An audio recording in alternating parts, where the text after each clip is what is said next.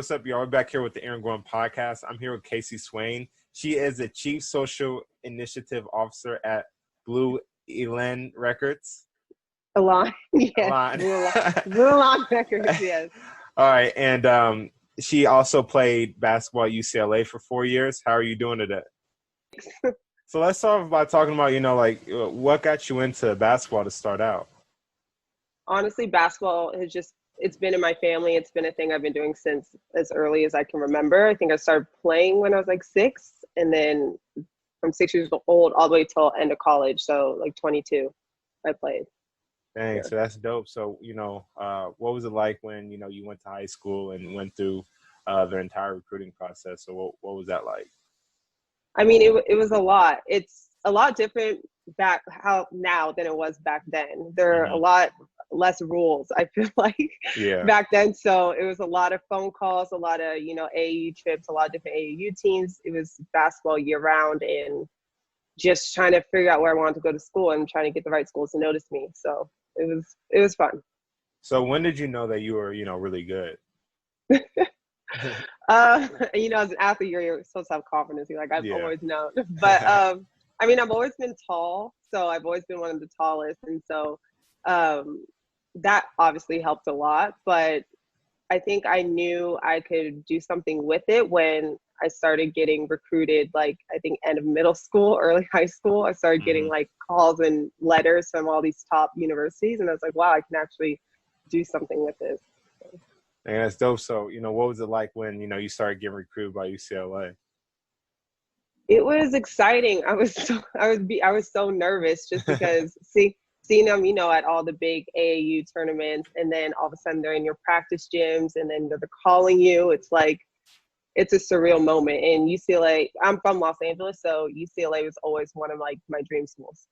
So yeah, that's dope. So was it like the first day you got on campus? The first day, like as a student? Yeah, as a student. Because you went there during the summer, right? For like summer workouts and stuff. Yeah. So what was that like when you first got to campus? Oh gosh, it's just overwhelming seeing. First of all, UCLA's campus is so like just what you expect a college campus to look like, because I know they film there a lot. So that was just overwhelming. And then meeting all, my teammates, like actually as my teammates now, that's like recruiting people, and then just having all the different teams, I think like softball's there, men's basketball's there, football's there. So it's a very athletic environment in the summer, and it was fun. It was a fun time. It was a while ago, but it was fun. Yeah. So what was it like the first practice like when you went into practicing and stuff? It was probably the hardest thing. And I thought I could just like come in and be like this athlete and it'd be the same as high school and AU, all this stuff. And no, not at all. Like I had great teammates, great coaches, but it was a rude awakening for me. So, talking about that, like, what was it like, your freshman year, you're going through the season, what was some of the toughest parts about being a freshman in the Pac-12? I think just really learning and understanding that everybody there is just as good as you or better, and is just as competitive as you. So it's just finding that extra level within yourself to be like, okay, if I really want to do this, I have to really tighten up on everything I'm eating, how much water I'm drinking, and how much I'm sleeping, but still, you're a freshman, like I'm a social person. So trying to get out and socialize and meet everybody and get good grades. It's like, it's a hard balance, as I'm sure you know. Yeah, it is. So like, why did you want to major in political science? Honestly, I started off as a sociology major, but something about political science always intrigued me, just kind of knowing how our government worked and how I could apply the things that I've learned into real life situations that I was interested in, and just seeing how little decisions that we make as people, or that the decision to gain more knowledge, can really affect millions of lives, is something that was, I felt worthwhile what my time at UCLA. So what was it like, your senior year, you're obviously about to be done. What was that like? I'm sorry, you cut out at the last part. I said, what was it like, your senior year at UCLA, mentally going through it, so talk to us about like your senior year. Yeah, so my senior year was great. It was up and down because we made it to the Sweet 16 that year, but I injured my right knee right before NCAA, so I couldn't play. So it was a lot of emotion, just kind of being there and going through the journey as with the whole UCLA program, getting to that moment to the Sweet 16 and then not being able to play, and also just kind of figure out what I wanted to do with my life after. And leading up until that point, I've always wanted to play professional basketball. I was even looking into agents. I was doing, the whole thing. But something in me at the end of my senior year just realized I didn't want to pursue basketball as a career option after, even though I loved it. Yeah, so obviously speaking about that, obviously you went to UCLA, you had a good career, and I was just going to, ask you about that. Why did you not want to push to go to WNBA? Because obviously you had the potential to, and, why did you not want to push to play professionally? Because obviously you had the potential to. Yeah. I think it was a multiple of factors. So that was my second knee injury, and not that the knee injury took my love away from it. I still love it to this day. Mm-hmm. But something, especially as a women's basketball player, I feel like you have to love the game like 200% to be able to, play the WNBA in the States for those 3 months and then go overseas and play year round. It's just, I loved it, but I knew I didn't want to do that 5, 6, 7 years down the line. And I knew if I wanted to make a switch into any other industry, I would have to start now while I'm young enough to work my way up and make those connections. So it was a really hard and stressful decision, but I'm happy with what I decided. What do you think you learned about having to make that decision? I think what I learned from that was really just following your gut and your instincts. And I know that's like a cliche thing to say, but you really, even if you don't know what you want to do in your mind, your heart and what you really want to do, So if you just kind of trust and make that leap of faith and trust whoever you believe in, God or the universe, you just kind of give your trust into that, you'll make the right decision down the line. So you are now at Blue Allen Records, correct? Blue Eron. Blue Elon, my fault. Yeah. No, so, no worries. So what has that been like? Why did you choose the music industry? Well, I've always loved music. Growing up, I collected CDs, like hundreds of CDs. I carried a boombox around with me, and then when CDs, you're not that much older than me. Like I'm talking about like elementary school days. Oh my God, I was about to say you were a little bit older than me, but I was like CD. You're not that much older than me. No, yeah. So that tells you how young I was. Like I've been about this music thing. So like when I was like 8 years old, like tapes, like even when it was cassettes, I was like 6. Like I loved it all. And then when I got, playing teams and traveling, that I would always be the person on the aux or in the vans or the buses or in the locker room. It was like Kacy put on. I just kind of got that because I don't know. I loved picking music to pick a vibe and just not only what I liked, but what everybody else liked. And I like making the energy feel good. And I've always loved all genres of music, like most genres I love. So naturally, after I realized I didn't really have that same passion and love for basketball, and I wanted to change my career, I started looking for internships in the music industry. And then I asked my coach if she knew anybody, and she put me in contact with this entertainment lawyer who was starting a record label, Blue Allen Records, and he needed an intern. And so I was like, okay, I'm going to try it out. And I just fell in love with it. And I've been there ever since. And it's been about 4 years now. Thanks. So that's dope. So how do you think, obviously, playing basketball has helped you in the music career? Honestly, a lot of it translates not only to the music industry, but like in the corporate world, like, doing everything 110%, even if it's a task that you don't like, or making sure you, like in basketball, knowing every single role and position of what's happening in the play, and just kind of knowing every single thing that goes into selling a record, even if it's not a department I'm working in, has helped me learn, I think, at an accelerated rate, how to do well in the music industry, and just kind of giving that passion of like showing up early. I know that's like dumb, but like if you're on time, you're late. I'm early to everything. Like I try to be the last one in the office all the time. Like, so yeah. So pretty much like what are some of the best things that you've learned from, being in a new position pretty much, and, what you're doing in terms of being in the music industry? In terms of this new position that I'm in now? Yeah. Well, this, Because I it's mean, I've not only had, technically new. Yeah, it's 4 years, but what is yeah. something that you felt has been different from switching sides of now being in entertainment from in sports? What's different? Yeah. I mean, honestly, it's all entertainment. It's pretty much the same. I would say the biggest differentiator now, especially at the label I'm at. So the label I'm in are the genres we mainly have on our roster, like country rock, blues, jazz, R&B, just a lot of predominantly white leading artists. And so that big shift in being, an athlete where it's predominantly, a black owned space, Hmm. I think, but in a way it helps me because now as chief social initiative officer, one of my roles is to help diversify our label and the acts that we have and just kind of, it brings my perspective, kind of rounds out everything that we're doing. So it helps, but it's a different space than I've been in, being one of the only women and black women at, in this industry, especially on this side of it. So you talk about that. What are some of the advantages or disadvantages, I should say, of being black and in the music industry, specifically in LA? I mean, there's a lot. I mean, it's hard sometimes, especially when you come from an athletic background, which can be very stereotypical for Black people in general. Hmm. I not all the time, just off of first meeting, I get that instant respect as I am an industry professional. I've dedicated, my time to this. I have to. I feel overly prove myself a lot of the time, just to say, like I am here, like I am dedicated to this. I know rock music and hip hop music and soul music just as much as anybody, and it's not just because the color of my skin that I'm only into hip hop. So I think in a way that kind of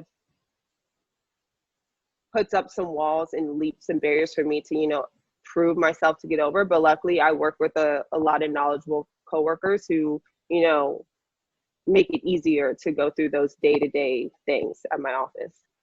So where'd your love grow for all these different types of music?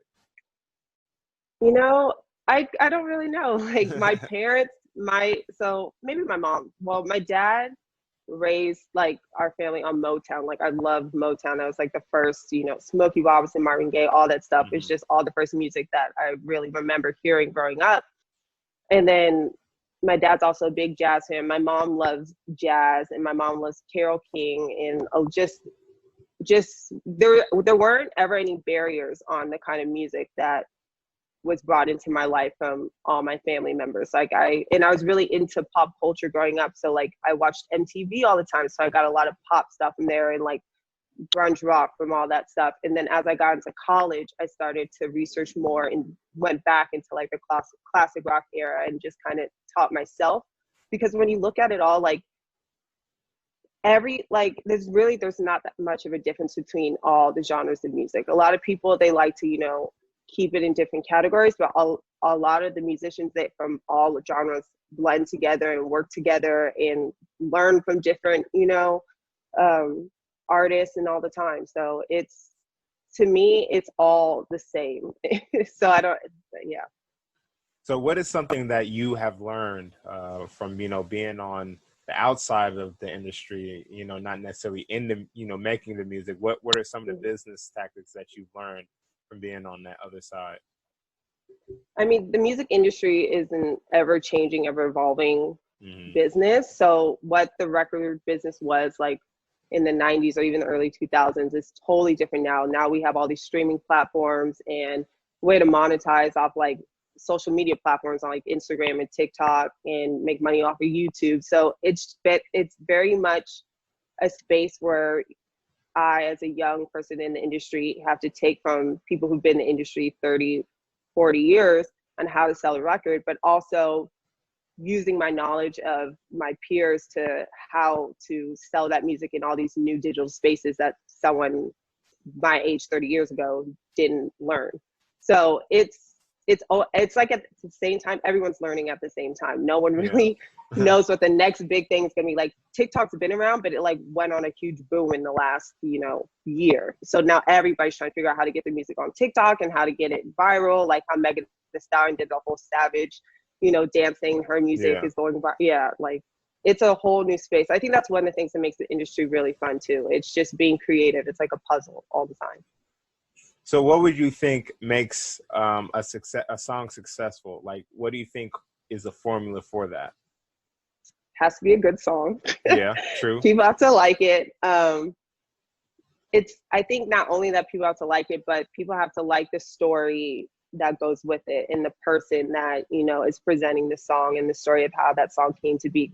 Because if there's two great songs, but one I just kind of heard and don't know the backstory, and the other one I know came because, I don't know, maybe I relate to a struggle or relate to how they wrote it or where it came from and made it more personal, then I'll probably listen to that song 10 times more than the one that I don't know that backstory. So I think it's really having that story and knowing how to relate that story out to the fans and showing them how that you can relate to them. It's a lot more of a personal experience than it was, I would say, back in like the 90s or something, when it was the huge superstar that you didn't have access to. There's so much access. I feel like being personable is like a huge thing.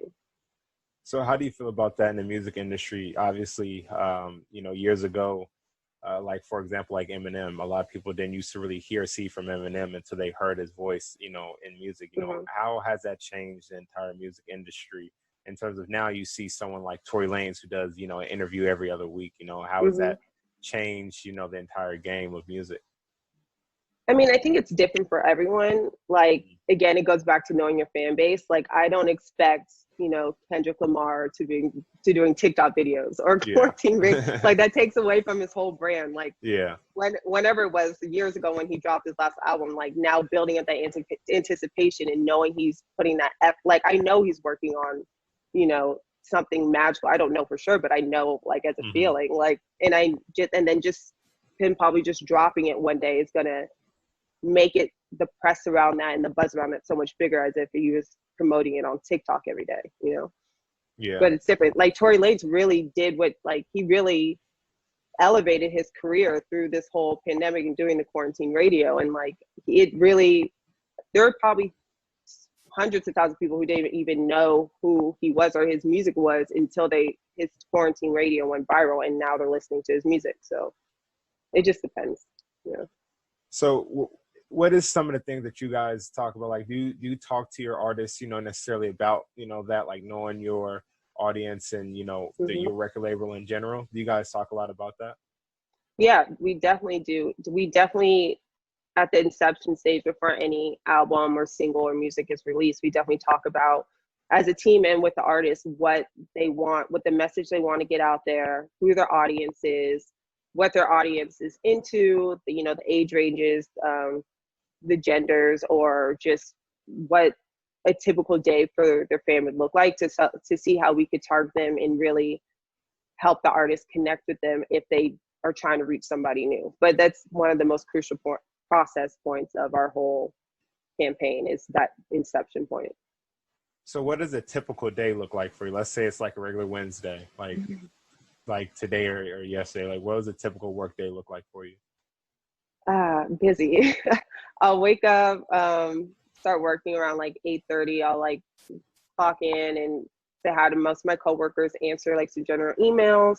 A couple hours to go by, I probably have like a Zoom call with a few of my staff. If it's Tuesday, we have our full staff meeting, which can go for like 3 hours. And then after that, following up and having side conversations with different departments, like our creative department or our sales department, depending on the project I'm working on. Then I need to take my break for lunch to like decompress, and then I get back in it, and then I'm working, doing the same thing. I'll probably have another call or meeting, and then just kind of counting on my to-do list until like maybe 6:37, and then I'll log off for the day. Yeah. So, last couple questions, what would you tell someone who wants to get into like that, music entertainment industry that went through your path? I would tell them to outline, because this is what I did, outline and write out where you see yourself in the next 10, 15 years. Look at people who are in that similar role or path that you want to be in. Look up what they want, look up their path to how they got there. I literally did all this. So it might not work for everybody, but I literally used to look at Billboard magazines and look at women executives that were featured. And then I would Google them and see how they got there. And then just kind of, you know, would literally practice to be what you think they would embody, how they would talk, how they would study, how hard they would work. I mean, nothing really comes easy. And luckily, if you love what you're doing, even the hard times, it pushes you and motivates you to really keep going. And like, I have to say, like, I had no idea I was going to get, you know, this promotion at this early of an age. I thought I was going to get here maybe in another 5-6 years, but it just shows you that my boss saw, and my boss really saw me like putting the effort in every single area. Like I started off in the mailroom, and I would come in on the weekends to do extra mailing to get ahead. And I remember he saw me there before, so I'm just assuming he knows that my effort towards anything is to, you know, put the company in a good situation. So I would just say, don't just do well or work hard at the things that you want to do to get to that position, but the whole picture, because it's going to pay off in the end. Last and final question. What Yeah. what would you tell someone who, you know, went through the process of, you know, playing in college, and what would you tell them, you know, about, you know, what's going on after? I would say take the opportunities in college to meet every single person that you can, to be nice to every single person that you can, because up until my senior year, I knew I wanted to be a professional athlete. But throughout my time at UCLA, I made sure to talk to every resource that I could, just in case that changed. And that wasn't like a plan B or anything, but I know life can change, or what you want to do might change. So just making sure you make those connections. I swear connections is like the most important thing, as long as, you know, having good character and working hard. But then after college, I think if you do all those things, you'll be fine. And if you follow your heart, work hard, and just, you know, put yourself out there, they'll be fine after college. Sure. Well, thank you for joining the podcast, taking time out your busy day. Thank you for having me. No, this is For great. sure. Yeah. For sure. Thank you. Yeah.